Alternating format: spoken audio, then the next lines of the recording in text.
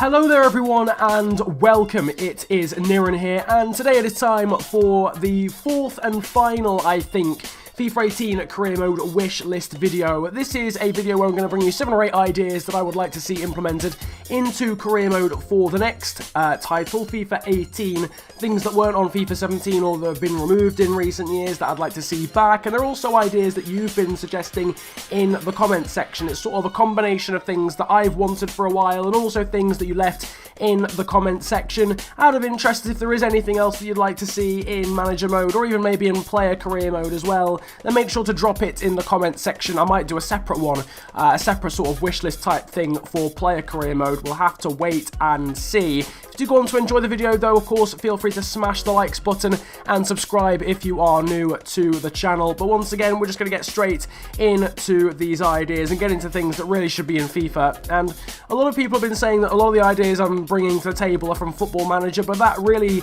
proves how far advanced Football Manager is from FIFA Career Mode, because a lot of these things could be implemented, but they're just so far behind in comparison to manager games in general. The first thing is something that was actually in FIFA a while ago, and it's been suggested so many times in the comment section, I finally got around to putting it into a video, is the ability to make changes during simulated games. That's not just substitutions, but that is also like strategic changes, so formation changes.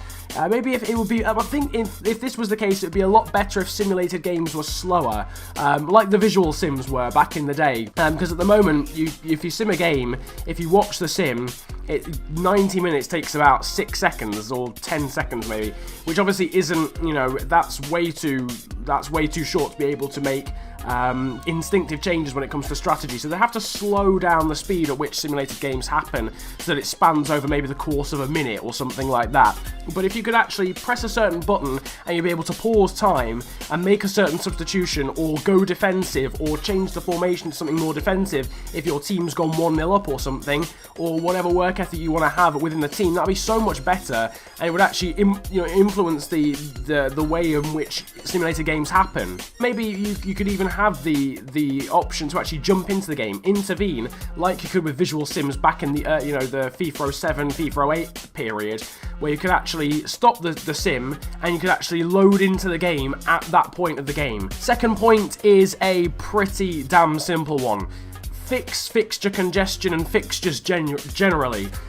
Because at this moment in time, we've got a situation where, we'll get onto the glitches in a moment, but just general fixture congestion. Sometimes you'll have a game on a Saturday, and then a game the next on the next Sunday, and you'll have a game in hand, and it won't put it in between those two games. It'll put it like 2 days before, so you'll have a Saturday game, and instead of thinking, oh okay, I'll put this game on the Wednesday, it'll put it on some stupid day like a Friday. That's like it, and you've got a gap of 5 days and then a gap of 2 days instead of an equal gap between the two. It just makes no sense. Some of the fixture like listing or fixture dates just don't actually make any sense, especially when it comes to midweek games in between weekend games. That's the worst for it, because it's strange. I've had games on Saturdays and then Mondays, and then the next game is the next Saturday. Why did you not put the game on the Monday, on like a Tuesday or more preferably a Wednesday,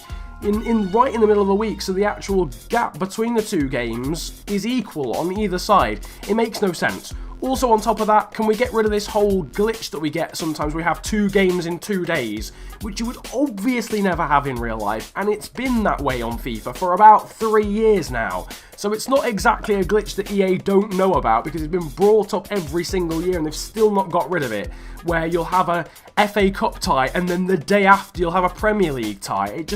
It's ridiculous. It's completely ridiculous. And also, can we keep to traditions where we don't have games on Christmas Day ever in any league, and in the Premier League maybe have it so we can have Boxing Day games every single season, not just in the first season. Third thing is, can we get the statistics of players that are out on loan, or at least some reports on them to see how they're doing? Because if you loan a player out to a different league, you get no information whatsoever on how they've done, apart from the growth that they are currently experiencing whilst out on loan in terms of attributes. would be really nice to know, even if it's just in the form of a report for each player. This player's really lighting up League One. He scored 6 goals this month, and he's got 2 assists or something, or he's injured at the moment, isn't really getting a chance in the first team of his loan team, might be worth bringing him back, something like that. Anything to give us a gauge on how loan players are doing if they're not in the same league as your current team, which is quite unlikely, obviously, because then we know where they stand when they come back from the loan. We know whether they performed well or whether they haven't performed well.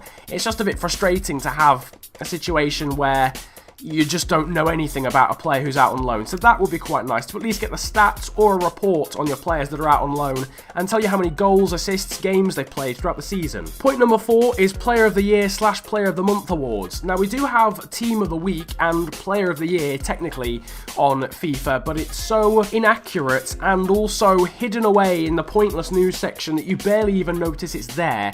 And it would be nice to have the Ballon d'Or. Do you know what I mean? I'm pretty sure it's the FIFA Ballon d'Or, so I'm pretty sure they could probably put it in realistically. So at the end of the year, the best player across all of the leagues in the world wins the Ballon d'Or on FIFA. How cool would that be? It's a pretty simple addition in my opinion, but I don't know, apparently not.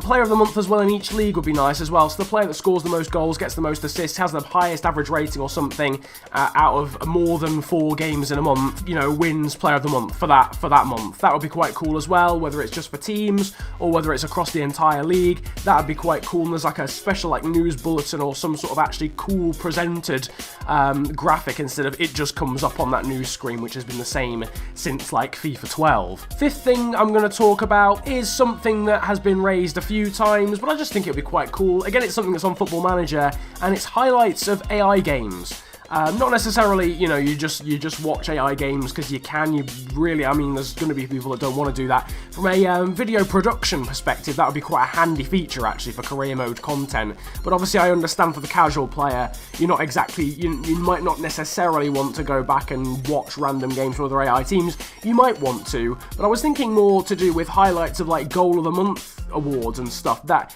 you know, you could actually see, oh, someone's won Goal of the Month, but it was from an AI team. I want to see what that goal looked like, and then you see it and you're like, oh, holy shit, a bicycle kick from 57 yards out, that's pretty decent.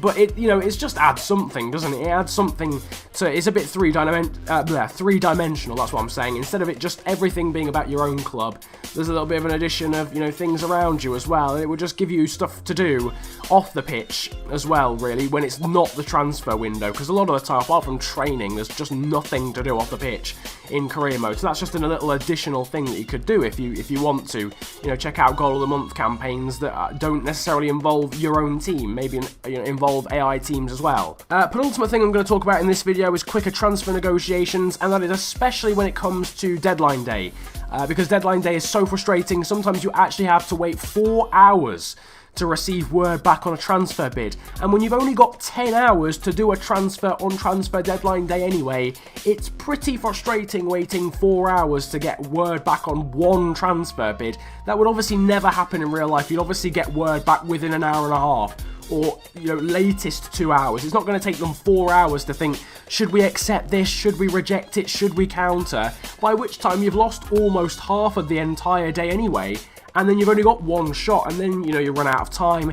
It's a nightmare. It's not too bad during the rest of the transfer window, but the rate at which clubs, you know, respond to your emails should be increased on deadline day, purely because you've got so little time to get stuff done. If it's taking 4 hours to get word back on a transfer bid, the likelihood is you're not going to get the deal done by the end of the day. Final thing, upgrading training grounds and youth facilities, and then the possibility of those things actually influencing your club. Now, I know training facilities and youth academy facilities aren't technically in that guise on the game, so I suppose this revolves around their addition fundamentally as well. But it would be nice that, you know, if you had the training facilities where if you had better training facilities, you spent more money on them, or you told the board, you know, can we spend some more money on this, because obviously you wouldn't exactly build it, you're only the manager, but you'd maybe put a word into the chairman and the board and say, right, I think we need better training facilities. If they accept, then they go ahead and do it. It costs you money out of your transfer budget or whatever. You know, the growth of your senior team will be better forever. So basically, if you've got like a 5-star,